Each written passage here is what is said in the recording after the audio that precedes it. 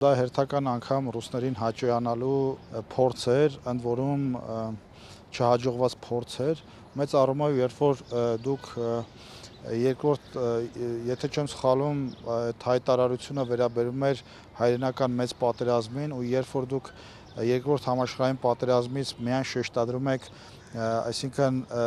1941 թվականից սկսված սովետական միության ներգրավումը այդ պատերազմում, ապա հարց է առաջանում այդ դեպքում նախորդ 2 տարիները, երբ որ իսկապես նացիստական Գերմանիան սկսեց երկրորդ համաշխարհային պատերազմը, ապա մյուս 2 տարիների հետ կապված ինչ ենք անելու։ Մենք գիտենք, շեշտադրվում է նաև հայ ժողովրդի մասնակցությունը, մենք գիտենք, որ հայ ժողովուրդը այդ պատերազմին մասնակցել է այդ պատերազմը սկսվելու առաջին իսկ օրվանից եւ ոչ միայն 1941 թվականից։ Սա չի նշանակում, որ մենք անտեսում ենք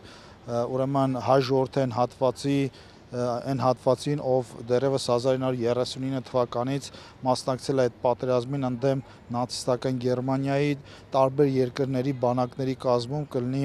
ուրեմն ամերիկյան, ֆրանսիական, մեծ բրիտանական, կանադական եւ այլն։ Եվ հետեւաբար այս տեսանկյունից էլ թերի է այդ առաջարկը,